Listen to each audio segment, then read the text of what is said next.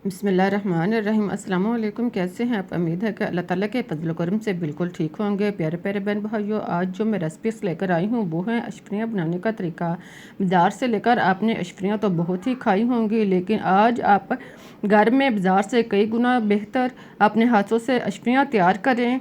तो आइए चलते हैं अपनी रेसिपीज़ की तरफ और शुरू करते हैं अपनी रेसिपीज़। इसके लिए हमारे पास है तरबूज़। एक अदद तरबूज़ को काट लें। तरबूज को पहले दो हिस्सों में और फिर छोटे छोटे टुकड़ों में काट लें। तरबूज को काट कर इसका गुद्दा जो है वो अलग कर लें। तरबूज के गुद्दे में बहुत ही अफादियत और तवानाई होती है और खाने में भी बहुत ही मज़ेदार और लजीज होता है।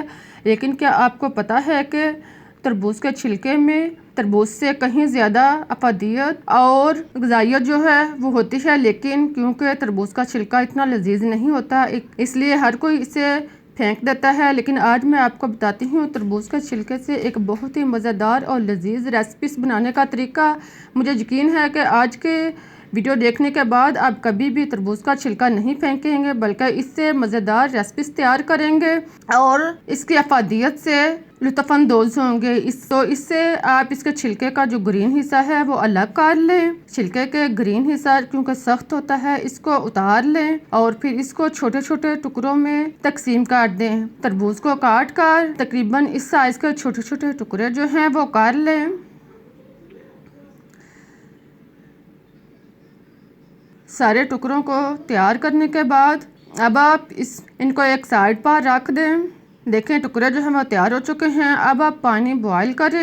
एज़ आ रिक्वायर तरबूज के टुकड़ों से 2 से 3 गुना ज़्यादा पानी बॉईल करें और जब पानी अच्छी तरह बॉईल होना शुरू हो जाए तो इसमें पीसों को डालें और इनको 10 से 15 मिनट तक या इनको गलने तक जो है वो बॉईल करें। जब तरबूज के छिलके जो हैं वो अच्छी तरह 80% गल जाएं, आप चेक कर लें कि हमारे टुकड़े जो हैं वो गल चुके हैं, तो आप इनका पानी जो है वो उतार दें और इनको एक साइड पर रख दें।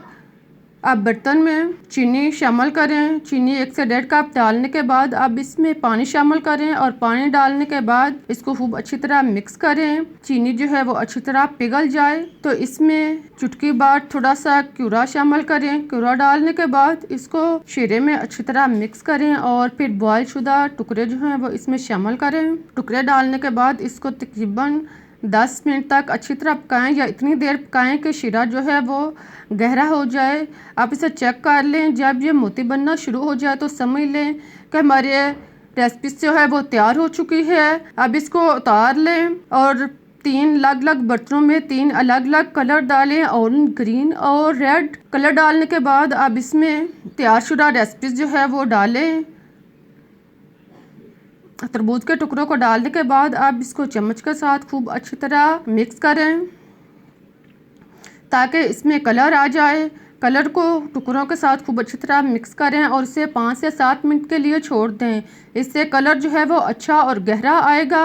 अब इसको आप भूनकर शीरा जो है वो अलग कर लें। अब हमारी रेसिपी जो तैयार हो चुकी है, शीरा निकाल कर अब आप इसको मज़े के साथ नोश कर सकते हैं। बहुत ही मज़ेदार और टेस्टी रेसिपी है और ताकत से भरपूर है। उम्मीद है कि आज की वीडियो को देखने के बाद आप कभी भी तरबूज के छिलके फेंकेंगे नहीं, बल्कि इससे आप मज़ेदार रेसिपीज़ तैयार करके सबको हैरान कर देंगे। लेकिन मुझे इजाज़त दें, मैं फिर मिलूँगी एक नई रेसिपीज़ के साथ। तब तक के लिए अल्लाह हाफिज़। आप जहाँ भी रहें खुश रहें, आबाद रहें।